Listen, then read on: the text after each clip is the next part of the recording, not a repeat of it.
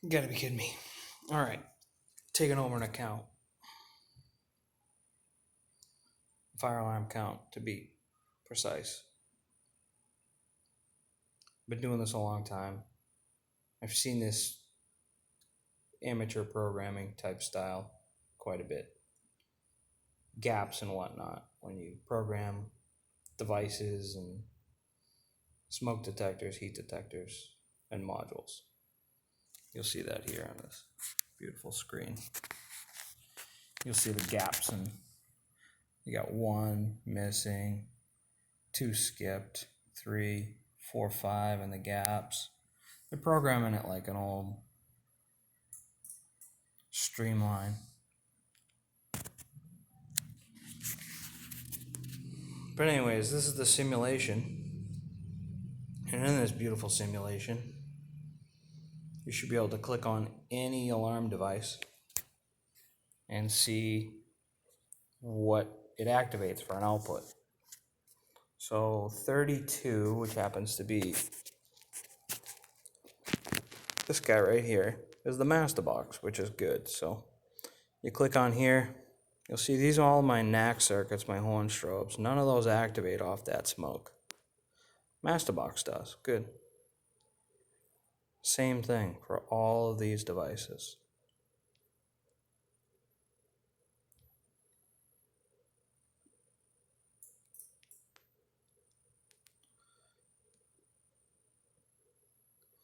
So whomever installed this panel programmed it.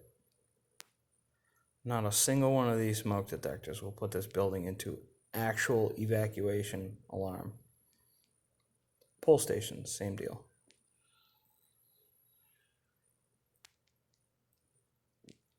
Fire department will roll out, but that's all you get. And then we've got, I believe, these are flow switches.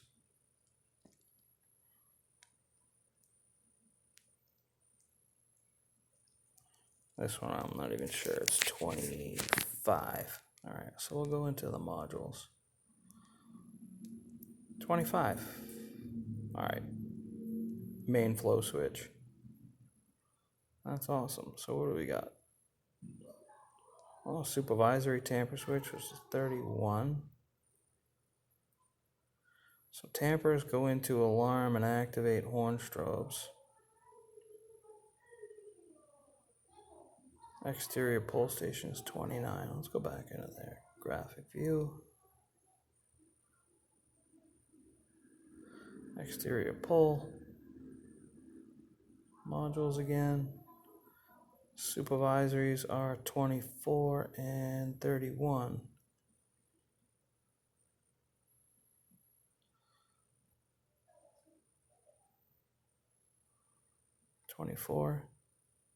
Show. Wow. 24. 31. Supervisory tamper switches activate horn strobes. Flow switches activate horn strobes. No pull station, no smoke detector activates horn strobes. I'm telling you, amateurs need to not touch panels. If you don't know what you're doing, get somebody that does.